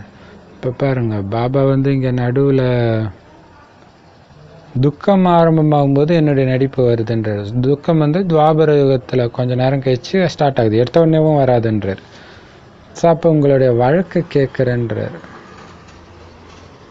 ஸோ இது அதை பற்றி ரொம்ப டீட்டெயிலாக சொல்லலை. பக்தியில் அவர் எப்படி வர்றாரு, என்ன பண்ணுறாரு தெரியல. ஆனால் அவர் வர்றாரு துக்கத்தின் டைமில். ஆனால் ஞானம் சொல்ல வர்றது கிடையாது. ஸோ அதில் சாட்சாத்காரம் அந்த மாதிரி ஏதோ ஒன்று நடிப்பு இருக்கும் போல இருக்குது. அதான் உங்களுடைய வழக்குகளை கேட்குறேன், இரக்க மனம் உடையவரேன்னு என்னத்தான் சொல்கிறீங்க அப்படிங்கிறார்.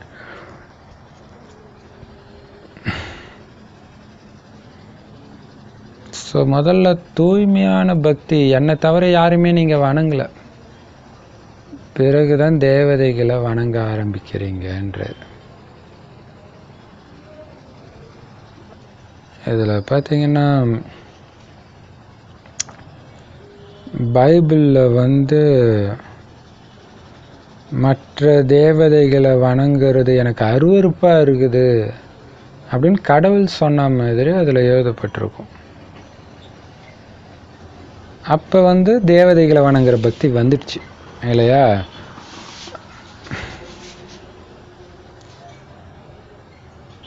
அப்போ அது தூய்மையற்ற பக்தி ஆயிடுச்சு.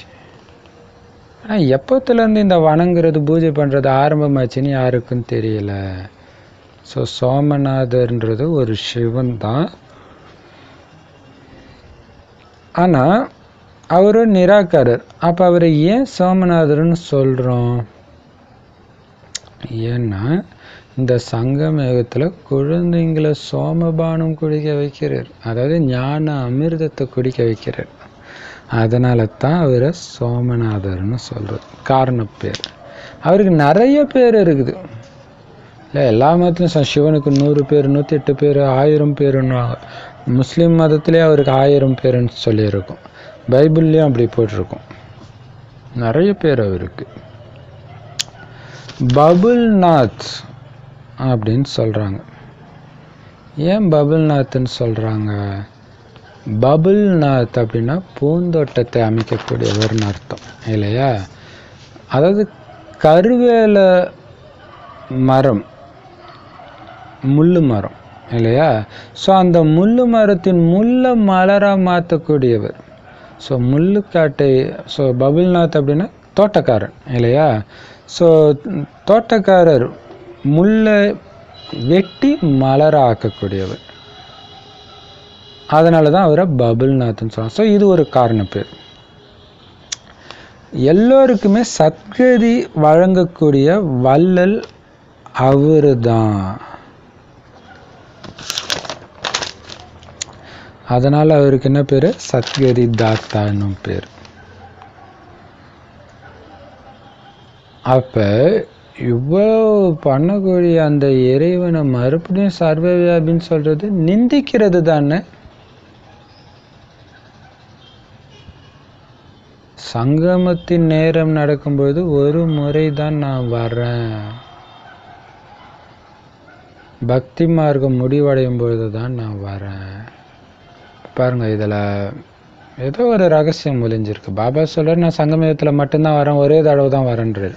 ஆனால் இங்கே அவருடைய நடிப்பு துக்கம் ஆரம்பமாகும்போது, மனிதர்களுக்கு துக்கம் ஆரம்பமாகும்போது என்னுடைய நடிப்பு ஆரம்பமாகுதுன்றார். துக்கம் ஆரம்பமாகிறது பக்தி ஆரம்பமாகும்போது ஆரம்பமாகிடுது. ஸோ அவர் வராரா இல்லையா தெரியல. ஆனால் எப்படி நடிப்பு ஸ்டார்ட் ஆகுதுன்றது தெரியல. ஆனால் அங்கே காட்சி கிடைக்குது. பக்தர்களுக்கு தீவிரமாக பக்தி செஞ்ச நிறைய பேருக்கு காட்சி கிடைக்குது பக்தியில், பாபரோகத்திலே. ஆனால் அந்த காட்சியை நான் தான் காட்டுறேன்னு தான் பாபா சொல்கிறார். அப்போ அவருடைய நடிப்பு தான் இல்லையா. ஸோ அது எப்படி நடக்குது தெரியல.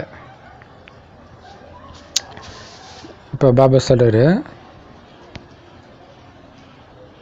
அப்போ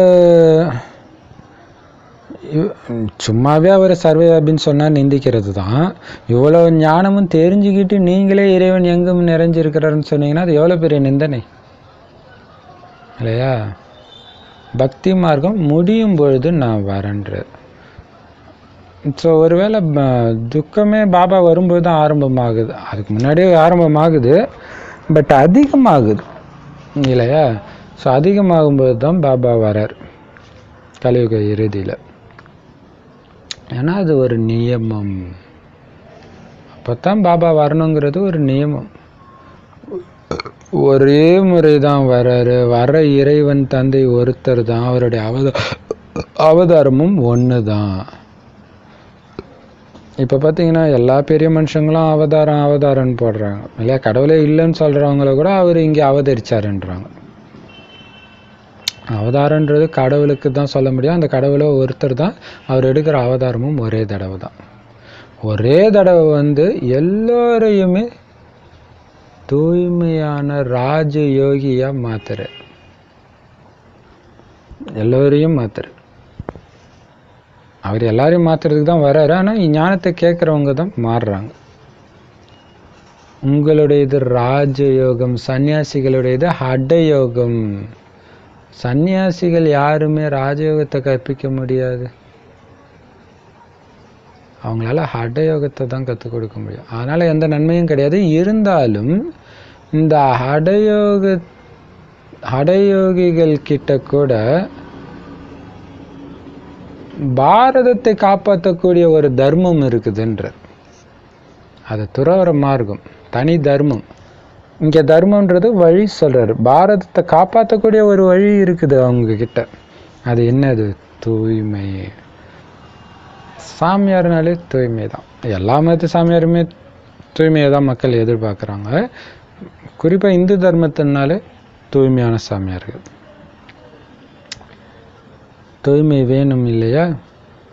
பாரதம் 100% தூய்மையாக இருந்துச்சு. ஆக்சுவலாக எல்லா மதத்துலேயும் தூய்மையாக இருக்க மாட்டாங்க, பாரதத்தில் தான் தூய்மையாக இருப்பாங்க. மற்ற மதத்தில் இருக்கலாம், பெரும்பாலும் இருக்க மாட்டாங்க, பட் இருக்கலாம். இப்போ பாபா சொல்கிறாரு, தூய்மை வேணும் அல்லவா. பாரதம் 100% தூய்மையாக இருந்துச்சு, இப்போ 100% அழுக்காயிடுச்சு. அப்பதான் எங்களை தூய்மையாக்குங்கன்னு சொல்றாங்க. சத்தியுகம்ன்றது தான் தூய்மையான ஜீவாத்மாக்களுடைய உலகம். இல்லை, ஃபுல்லாக தூய்மை இருக்கும்போது என்ன ஆகுது? துக்கம் அதிகமாகுது. அப்போதான் காப்பாத்துங்க அப்படின்னு கதறாங்க. அப்போதான் பாபா சொல்கிறாரு, தூய்மை ஆகணுமா? தூய்மையான ஆத்மாக்கள் சத்தியுகத்தில் தான் இருப்பாங்க, அதுக்கு நீங்கள் தயாராகுங்க. அங்கே தூய்மையான இல்லற மார்க்கம் இருக்கும், இப்போ அழுக்கான இல்லற மார்க்கத்துலலாம் இருக்கிறீங்க. அதனால் அதே தூய்மையான இல்லற தர்மத்தை உருவாக்கணும்னா இப்போ நீங்கள் இல்லறத்தில் இருந்துக்கிட்டு தாமரை மலர் மாதிரி விலகிருங்க. தேகத்தை பார்க்காதீங்க, ஆத்மாவை மட்டும் பாருங்க. இந்த வழிப்படி நடக்கிறதன் மூலமாகத்தான் முக்தியும் ஜீவன் முக்தியும் நாம் அடைய முடியும். அந்த வழியை பாபா தான் கொடுக்குறார். மற்றபடி மனிதர்களுக்கு ஜீவன் முக்திக்கான வழியை எப்பவுமே சொல்ல முடியாது, ஏன்னா அவங்களுக்கு தெரியாது. நீங்க ஞானக்கடல் தந்தையுடைய குழந்தைங்க, பிராமணர்கள், உண்மையிலும் உண்மையான யாத்திரை சிவபாபா கிட்ட போக வைக்கிறவங்க, ஆத்மாவை யாத்திரை செய்ய வைக்கிறவங்க. நீங்க மற்ற எல்லாருமே பொய்யான யாத்திரையத்தான் செய்ய வைப்பாங்க. நீங்கள் பார்த்தீங்கன்னா இந்த ஹடயோகம் சொல்லி கொடுக்குறாங்களே, அதாவது ராஜயோகம் பிரம்மகுமாரியை தவிர எல்லாருமே பார்த்தீங்கன்னா தீர்த்தஸ்தலங்களுக்கு அழைச்சிட்டு போவாங்க. ஏன் தீர்த்தஸ்தலங்களுக்கு அழைச்சிட்டு போகிறாங்க? வாங்க, இவர் அந்த சாமியார் பேரை போட்டு இவருடன் இமாலயத்துக்கு போகலாம், இன்னொரு சாமியார் போட்டு இவருடன் வேறு ஏதாவது நேபாள் அந்த மாதிரி உள்ள இடத்துக்கு போகலாம் அப்படின்னா, ஏன் அங்கேயே கடவுள் இருக்காரு? அப்போ கடவுளை பார்க்கக்கூடிய வழி இவங்களுக்கும் தெரியாது. பொய்யான யாத்திரை கற்றுக் கொடுக்குறாங்க. நீங்கள் மட்டும்தான் உண்மையான யாத்திரை கற்றுக் கொடுக்குறீங்க. டைரெக்டாக பரமாத்மா இருக்கிற பரந்தாமத்துக்கே போகிறீங்க இல்லையா? அவர் ஒளிப்புள்ளியாக இருக்கார், அவரை நினைவு செய்யுங்க, அங்கே தான் இருக்கிறாரு, அழைச்சிட்டு போகிறீங்க. அவர் இந்த சாக்கார உலகத்தில் வர மதுபனுக்கு அழைச்சிட்டு போகிறீங்க. ஆனால் இறைவனை பார்க்கறதுக்காக தான் போகிறீங்க. ஏன்னா ஞானக்கடலுடைய குழந்தைங்க நீங்கள் தான். உங்களுக்கு மட்டும்தான் அந்த ஞானம் இருக்குது, மற்றவங்களுக்கு தெரியாது. நீங்கள் டபுள் அஹிம்சையாளர்கள். எந்த விதமான இம்சையும் நீங்கள் கொடுக்கறது கிடையாது. சண்டை போடுறதும் கிடையாது, காமத்தில் ஈடுபடுறதும் கிடையாது. காமம் தான் மிகப்பெரிய இம்சை இல்லையா? காமத்தினால வர்றதுதான் எல்லா பிரச்சனையுமே. காமத்தை வெற்றி அடையிறதுக்கு கடினமாக உழைக்க வேண்டி இருக்குது. விகாரங்களை வெற்றி அடையணும். நீங்க பிரம்மா குமாரிகள் சிவபாபா கிட்ட இருந்து ஆஸ்தி அடையிறீங்க இல்லையா? சண்டை போடாம இருக்கலாம், துக்கம் கொடுக்காம இருக்கலாம், ஆனா காமத்தில் ஈடுபடாமல் இருக்கிறீங்க. ஆனால் புத்தியில் கூட காமம் இல்லாமல் இருக்கணுமே, அப்போ அது வெற்றி அடையணும் இல்லையா? அதுக்கு தான் யுக்தி பாபா சொல்கிறார். உடலை பார்க்குறீங்க, ஆத்மாவை பார்க்காமன்னா பிணத்தை பார்க்குறீங்கன்னு புரிஞ்சுக்கோங்க. ஆத்மா இல்லைன்னா உடல் பிணம் தானே. இது உலகம் அழிஞ்சிச்சுன்ட்டாரு, அழிஞ்சதாகவே நினச்சிக்கோங்க, சுடுகாடுன்னே நினச்சிக்கோங்க. ஆத்மா எல்லாம் உடலை விட்டு வெளியே வந்துடுச்சு. அப்போ உடம்பை பார்த்துட்டு இருக்குன்னா பணத்தை தானே பார்க்குறீங்க. பணத்தை பார்க்குறது பிடிக்குதா? சரி, பிணத்தையே எப்பயும் பார்த்துக்கிட்டு இருக்கிற வேலையை நான் சத்தியுகத்தில் கொடுக்குறேன், வெட்டியான் ஆகுங்க, சண்டாளன் ஆகுங்கன்றார். ஸோ இந்த மாதிரி ஞானத்தை சதா மைண்டில் அசைப்போட்டு காமத்தின் மீது வெறுப்பு வரணும் உங்களுக்கு. விகாரத்தை வெல்லணும், தேகத்தை பார்க்கக்கூடாது. நீங்கள் பிரம்மாவின் குமாரிகள், பிரம்மாவுடைய குழந்தைங்க, சகோதரன் சகோதரி இல்லையா? உங்கள் எல்லாருக்கும் பிரம்மா அப்பனா நீங்கள் சகோதரன் சகோதரி இச்சையாக பார்க்கலாமா? சிவபாபா கிட்ட இருந்து பிரம்மா மூலமாக ஆஸ்தி அடையிறதுக்காக வந்திருக்கிறீங்க. தாத்தாவுடைய சொத்து, பேரன் பேத்திகள் உங்களுக்கு கிடைக்க போகுது. இப்போ நிராகாரர் பகவானுடைய குழந்தைங்க, உங்களுக்குள்ள சகோதரன் பிரம்மாவுடைய குழந்தைங்கன்னு சொல்லும்போது தான் சகோதரன் சகோதரி. உடல் ரீதியாக பார்க்கும்போது. ஆனால் சிவபாபா உடலற்றவர், அவருடைய குழந்தை. நீங்களும் உடலற்ற ஆத்மானா எல்லா ஆத்மாவும் சகோதரன் சகோதரன். உடல் தான் ஆண் பெண், வெறும் ஆத்மா ஆண் தான். ஏன்னா அப்பாவுடைய சொத்துக்கு சம உரிமை எல்லா ஆத்மாவுக்கும் உண்டு. அப்போ பிரம்மாவுடைய குழந்தையாகிறீங்க அப்படின்னா கண்டிப்பாக நீங்கள் நிர்வீகாரி ஆகணும். தூய்மையான உலகத்தை படைக்கக்கூடிய ஞானத்தை சொல்கிறார் பிரம்மா வாயு சிவன்னா, அவருடைய குழந்தைங்க. நீங்கள் அந்த ஞானத்தை கேட்டு தூய்மையானவரை ஆகணுமே. சம்பூர்ண நிர்விகாரி, எந்த விதமான விகாரமும் உங்ககிட்ட இருந்து வரக்கூடாது. அப்படி வந்தாலே அப்போவே நீங்கள் சண்டாளன்னு பாபா சொல்கிறார். ஸோ அந்த ஞானத்தை திரும்ப திரும்ப ஆசைப்படணும். உலகத்துடைய ராஜ்ய பதவியே உங்களுக்கு தான் கிடைக்குது. அப்போ நீங்கள் நிர்வீகாரியாக இருக்கணும்ல. ஒட்டுமொத்த உலகத்தின் பதவி உங்களுக்கு தான் கொடுக்குறாரு, வேறு யாருக்குமே கொடுக்கல பாபா. இப்போ நம்ம அதுக்கேற்ற மாதிரி நன்றி கடனாக இருக்கணும் தானே. அது மட்டும் இல்லை, இப்போ உங்களுடைய பல பிறவிகளுடைய கடைசி பிறவி, இந்த ஒரு பிறவிக்கு மட்டும் தாமரை மலருக்கு சமமாக தூய்மை ஆகுங்க. அப்போ தான் உயர்ந்த பதவி கிடைக்கும். அப்போ பாபா சொல்கிறாரு, நிர்வீகாரி ஆகணும், உலக ராஜ்ய பாக்கியம் கிடைக்க போகுது, சொர்க்கம் வரப்போகுது, இந்த பழைய உலகம் அழிய போகுது. இந்த டைம்லையாவது தூய்மையாக இருக்கும், அப்போ தான் உயர்ந்த பதவி அடைய முடியும். பாபா மூலமாக இந்த ஞானத்தை கேட்டு கேட்டு மிகவும் புத்திசாலி ஆகிறீங்க. அப்படின்னு என்ன அர்த்தம்? என்ன பண்ணால் ராஜ்யத்துக்கு போக முடியும்னு தெரிஞ்சுக்கிட்டு அதன்படி நடக்கிறவங்க தான் புத்திசாலி. தெரிஞ்சிக்காதவங்களோ தெரிஞ்சுக்கிட்டும் அதன்படி நடக்காதவங்களோ முட்டாள்கள்.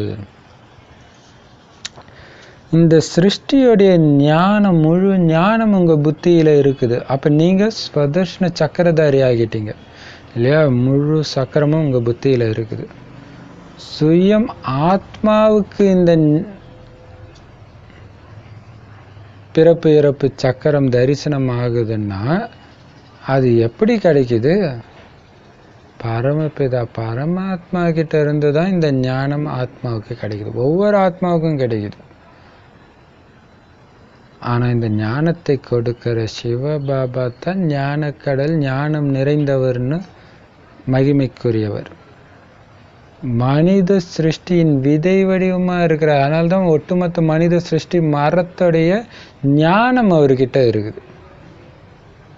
ஆனால் விதை வடிவமாகவும் அதே நேரத்தில் உயிரோட்டமாகவும் இருக்கிறார். அதனால தான் இந்த ஞானத்தை கொடுக்கறதுக்காக வரார். ஸோ இந்த மனித சிருஷ்டி மரம் ஒன்று தான், அதோடைய விதையாகிய இறைவனும் ஒருத்தர் தான். விதையிலிருந்து மரம் எப்படி தோணுதுன்னு உங்களுக்கு தெரிஞ்சிடுச்சு. இது தலைகீழான மரம், நிராகார மரம், பரந்தாமத்தில் இருக்கிற மரம், விதை மேலே இருக்குது. ஸோ அவருக்கு நெருக்கத்தில் இருக்கிற ஆத்மாக்கள் தான் முதல்ல வராங்க. அது என்னது? தெய்வீக மரம். ஸோ ஒரு மரத்தின் கிளை. ஸோ அந்த தண்டு பகுதியை ஒரு தனி மரமாக எடுத்திங்கன்னா முதல்ல தெய்வீக மரம் வருது. அப்புறம் அதிலிருந்து கிளை வருது. இஸ்லாமிய தர்மம், பௌத்த தர்மம், அப்படியே வளர்ந்துக்கிட்டே போகுது. பல தர்மங்கள் ஆயிடுச்சு. ஒவ்வொரு தர்மமும் பல பிரிவுகளை உருவாகுது, கொண்டதாகிடுது. இந்த ஞானம் கலியுக இறுதியில் உங்களுக்கு மட்டும்தான் கிடைக்குது. சிவபாபா மட்டும்தான் கொடுக்குறார், வேற யாராலையும் கொடுக்க முடியாது. பாபா சொல்றாரு, இப்போ நீங்கள் எந்த ஞானத்தை கேட்குறீங்களோ அது உங்களுடைய புத்தியில் இப்போ இருக்குது. சத்தியுகத்தின் ஆரம்பத்தில் இருக்காது. இருந்துச்சுன்னா உட்காந்து சாஸ்திரங்கள் எழுத ஆரம்பிச்சிட்டு இருப்பீங்க. உண்மை வந்து ஆரம்பிச்சிட்ருக்கும். அதுக்கப்புறம் இறைவனுக்கு வேலையே இல்லாமல் போயிடும். அதனால் இப்போ மட்டும்தான் அது உங்கள் புத்தியில் இருக்குது. எவ்வளவு ஈஸியாக 5000 வருஷத்துடைய கதையை பாபா சொல்லி முடிச்சிட்டார். நல்லது, எவ்வளோ பெரிய விஷயம் இல்லையா? இந்த ஹிஸ்ட்ரி ஸ்டூடெண்ட்ஸ்க்கு தெரியும், இந்த நேரம் இவர் வந்தார், இங்கே படையெடுத்தார், அது ஞாபகம் வச்சுக்கிறது எவ்வளோ கஷ்டம். ஆனால் ஒட்டுமொத்த 5000 வருஷத்தின் வரலாறு ஈஸியாக சொல்லிட்டார். சுகமாக வாழ்ந்தீங்க, ராவணன் கிடையாது. முதல் 2500 வருஷம் ராவணன் வந்தான், சுகத்தை இழந்தீங்க, தூய்மை இழந்தீங்க. ஸோ தூய்மை அடையுங்க, ராவணனை கொல்லுங்க, மீண்டும் உங்கள் ராஜ்யத்தை அடையுங்க. எவ்வளோ ஈஸியாக சொல்லிட்டார். நல்லது. இனிமையிலும் இனிமையான காணாமல் போய் கண்டெடுக்கப்பட்ட செல்லமான குழந்தைகளுக்கு தாயும் தந்தையும் ஆகிய பாப்தாதாவின் அன்பு நினைவுகள் மற்றும் காலை வணக்கம். ஆன்மீக குழந்தைகளுக்கு ஆன்மீக தந்தையின் நமஸ்தே. ஆன்மீக தாய் தந்தைக்கு ஆன்மீக குழந்தைகளின் அன்பு நினைவுகள் மற்றும் நமஸ்தே. தாரணைக்கான முக்கிய சாரம். நேரம் ரொம்ப கம்மியாக இருக்குது. ஆல்ரெடி 80 வருஷத்துக்கு மேலே போயிடுச்சு. ரொம்ப கம்மியாக இருக்குது. அதனால் மீதி இருக்கிற அந்த நேரத்தில் சுவாசத்தில் பாபாவுடைய நினைவில் அர்ப்பணிக்கணும். உங்கள் சுவாசத்தையே இல்லையா, டைமும் போச்சு, சுவாசமும் போச்சு. ஸோ இருக்கிற சுவாசத்தை பாபாவுக்கு அர்ப்பணிங்க. அப்படின்னா என்ன அர்த்தம்? ஒவ்வொரு சுவாசத்திலும் பாபா நினைவு இருக்கணும். அதாவது என்ன அர்த்தம்? நிரந்தரமாக சுவாசம் இருக்குல்ல, அந்த மாதிரி நினைவு நிரந்தரமாக இருக்கணும்னு அர்த்தம். அப்போ அதை தவறாக புரிஞ்சுக்கிட்டு ஹடயோகத்தையும் இதையும் கலந்துட்டோ, உள்ளே இழுக்கும்போது சிவபாபா, வெளியே போகும்போது அப்படியெல்லாம் தப்பாக உல்ட்டாவாக பண்ணுறதுக்காக சொல்லலாம். அப்படியே நீங்கள் யுக்தி யூஸ் பண்ணுங்கள். ஆனால் பாபா சொல்கிறது என்ன அர்த்தம்னா, நிரந்தரமாக நீங்கள் நினைவு செய்யுங்கன்றது தான். பழைய பாவத்தின் கணக்கு வழக்கெல்லாம் இப்போவே முடிக்கணும். இல்லாட்டினா தர்மராஜர்கிட்ட தண்டனை அடைய வேண்டியிருக்கும்.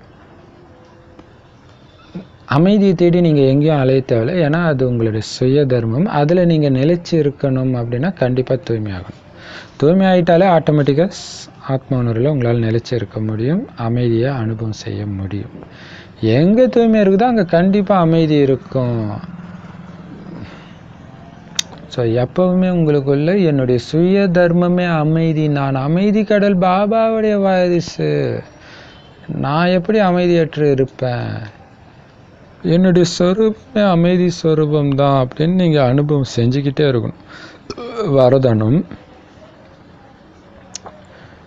தீமையின் காட்சியையும் நன்மையாக அனுபவம் செஞ்சு எப்பவுமே ஆடாமல் அசையாமல் இருக்கக்கூடிய நிச்சய புத்தி உடையவர் ஆகுங்க.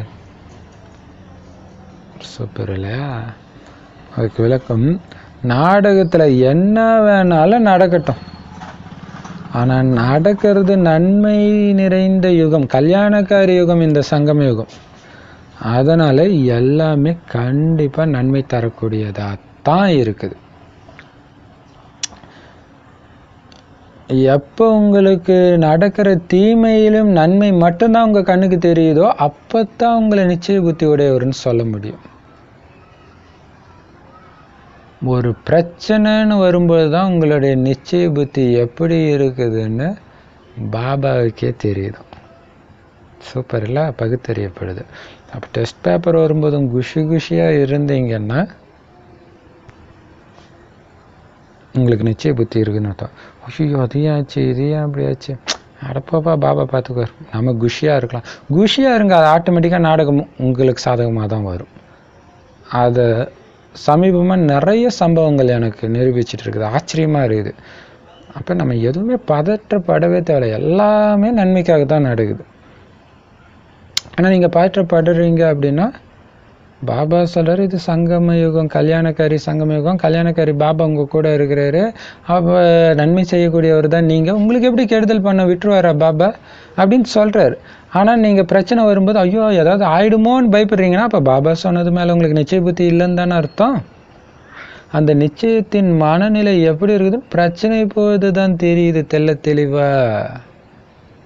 அதனால் பாபா சொல்கிறாரு, நிச்சயம்னா என்ன அர்த்தம் தெரியுமா?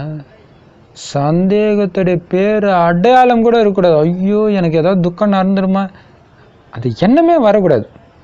அப்போ தான் உங்களுக்கு நிச்சய புத்தி. எனக்கு எதுவும் ஆகாது, போ பாபா பார்த்துக்குவார், என்ன ஆகும் எல்லாமே நன்மைக்கு, பாபா கூடவே இருக்கிறார் இல்லையா? பாபா சொல்கிறாரு, கர்ம கணக்கு காரணமாக சில விஷயங்கள் நடந்தால் கூட ஈட்டி மாதிரி வர விஷயத்த கூட ஊசி மாதிரி ஆக்கி அனுப்பிச்சிடுவாருன்றார். அப்படி ஸ்லைட்டாக ஊசி குத்துன மாதிரி இருக்கும், அவ்வளோதான். அதனால் பாபா சொல்கிறாரு, என்ன வேணும்னாலும் நடக்கட்டும், ஆனால் நிச்சய புத்தி உடைய குழந்தைங்களுக்கு எந்த சூழ்நிலையும் குழப்பத்தில் அவங்கள அழைச்சிட்டு வரவே முடியாதான். என்னென்னமோ பண்ணி பார்த்தாலும் அவங்க சிரிச்சுக்கிட்டே இருப்பாங்களாம். குழப்பத்தில் வர்றதுன்னா பலகீனமாவது, பலகீனமாயிடுறீங்கன்னு அர்த்தம். சக்திசாலியாக இருக்கிறீங்களா, ஸ்ட்ராங்காக இருக்கிறீங்களா? அப்போ என்ன வரும்? இப்போ திரும்ப திரும்ப இப்போ ப்ராக்டிஸ் இப்போ போட போகிறேன். அதில் பாருங்கள், அதில் ஒரு பாயிண்ட் வரும். என்ன பாயிண்ட்டுன்னா, எதுவும் புதிதல்ல, பல கல்பமாக மாயாவை வேட்டையாடிய வேட்டைக்காரன் நான்ற போதையில் இருக்கிறேன். கண்டிப்பாக எல்லாமே எனக்கு நன்மையில் தான் முடியும். இந்த நாடகத்தின் ஒவ்வொரு காட்சியிலும் நன்மை தான் அடங்கி இருக்குது அப்படிங்கிறத சதா நினைவு செய்ய செய்ய என்ன பண்ணுவீங்க? ஆடாமல் அசையாமல் இருப்பீங்க. இந்த நினைவை மறக்கும்போது தான் ஆடிடுறீங்க. அதான் பாபா சொல்கிறார், குழப்பத்தில் வந்தீங்கன்னா பலகீனம் ஆயிடுறீங்க. பாபா ஒருத்தருடைய நினைவு மட்டும் இருந்துச்சுன்னா குழப்பத்திலே வர முடியும். இன்னமும் ஆகிற மாதிரி இருக்கும், ஆனால் ஒன்றும் ஆகாது. பாபா சொல்கிறார் இல்லையா, சத்தியத்தின் படகு ஆடும் ஆனால் முழுகாது. ஸோ அது மாதிரி நீங்கள் போகிற வாழ்க்கை ஏதோ ஒரு மாதிரி இருக்கும். இன்னும் நிறைய பிரச்சனை வருது, ஆனால் ஓட்டுறது பாபா இந்த படகை. அதனால் முழுகாது. நீங்கள் படகு நிம்மதியாக இருங்க, ஜாலியாக இருங்க, ஒரு விளையாட்டை பாருங்க. அதனால் பாபா என்ன சொல்கிறாரு, என்ன நடந்தாலும் தீமையில் நன்மையை மட்டும் பார்க்குற அளவுக்கு நிச்சய புத்தி ஆகுங்க. எந்த சூழ்நிலையிலும் கொஞ்சம் கூட உங்களுக்கு சந்தேகத்தின் பேரே இல்லாமல் கண்டிப்பாக வெற்றி என் பக்கம்தான், ஏன்னா பாபா என் கூட இருக்கிறாரு அப்படிங்கிற குஷியில் இருந்தீங்கன்னா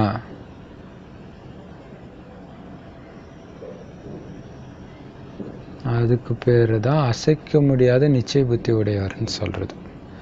அவங்கள எந்த சூழ்நிலையுமே குழப்பத்தில் கொண்டுட்டு வரவே முடியாதுன்றார். குழப்பத்தில் வர்றதுக்கு பேரே பலகீனமாக இருக்கிறீங்கன்னு அர்த்தம். ஸ்ட்ராங்காக இருக்கிறீங்கன்னா குழம்பவே மாட்டீங்க, குஷி குஷியாக இருப்பீங்க. ஸ்லோகன். இப்போ பார்த்தீங்கன்னா இதில் இன்னொரு விஷயம் என்னென்னா, மம்மா கிட்ட நிறைய பேர் குறை சொல்லுவாங்க. ஏன்னா அவங்க தானே இயக்கத்தின் தலைவி, இவங்க சரியில்லை அவங்க சரியில்லைன்னு சொல்லுவாங்க. மம்மா யார்கிட்ட தான் குறை இல்லைன்னு ஒரு டெக்னிக்கை சொல்லுவாங்க, அவங்கள பற்றி நல்லா சொல்லுவாங்க, எல்லாம் சொல்லுவாங்க. ஆனால் இவங்க எத்தனை குறைகளை சொன்னாலும் அதே மாதிரி மம்மாவை பற்றியுமே கூட தப்பாக சொல்லியிருப்பாங்க. ஸோ அதையுமே மம்மாவுக்கு அதுக்கு வந்துருக்கும். ஆனால் எதையுமே மம்மா பிரம்மா பாபா கிட்ட சொன்னதே கிடையாது. எவ்வளோ பெரிய விஷயம். அப்போ என்ன அர்த்தம், இவங்க சொல்கிற எந்த கம்ப்ளைண்ட்டும் அவங்கள குழப்பத்தில் எடுத்துகிட்டு வரல, அவங்க ஸ்திதியை மேலே கீழே போக வைக்கல, ஒரே சீராக இருந்திருக்கிறாங்க. ஏன்? நிச்சய புத்தி. எல்லாம் நன்மைக்கு தான் நடக்குது, என்னோட குழந்தை எல்லாம் நல்ல குழந்தைங்க அப்படி இருக்கிறாங்க. அதுதான் சக்தி ஸ்வரூபம். குழம்புறாங்கன்னா பலகீனத்தில் வந்துடுறாங்க, பலகீனமாயிடுறாங்கன்னு அர்த்தம். ஸ்லோகன். பரமாத்மா அன்புக்கு பாத்திரமாகிட்டீங்கன்னா ஈஸியாக மாயாவை வென்றுடலாம், வென்றவர் ஆகிடலாம். பரமாத்மா அன்புக்கு பாத்திரமாகிறதுனா என்ன அர்த்தம்? ஒரு பாபாவை தவிர வேற யாருமே இல்லைன்னு இருக்கிறது. அனைத்து சம்பந்தத்தையும் பாபா கிட்ட மட்டும் வைக்கிறது, பாபா கிட்ட எதையும் மறைக்காம உண்மையாக இருக்கிறது, அவர் கொடுத்த வழியில் மட்டும் நடக்கிறது. இப்படி இருந்தால் தான் பரமாத்மா அன்புக்கு பாத்திரமானவங்கன்னு சொல்ல முடியும். ஸோ இப்படி நீங்கள் நடந்தீங்கன்னா மாயா வர்றதே உங்களுக்கு தெரியாது. வர்றதுக்கு முன்னாடியே அது ஜெயிச்சு அனுப்பிச்சிடுங்க. அது அங்கே தூரத்தில் வரும்போதே அப்படியே ஓடி போயிடும். ஐயோ அவர் பாபா நினைவில் இருக்கிற பயங்கர ஸ்ட்ராங்காக இருக்கிறாருன்ட்டு ஓடி போயிடும். ஸோ அதுக்கு என்ன பண்ணோம், பாபாவுடைய அன்புக்கு பாத்திரமாக இருக்கிறேனா செக் பண்ணிக்கிட்டே இருக்கணும். ஓம் சாந்தி. தேங்க்யூ பாப் தாதா.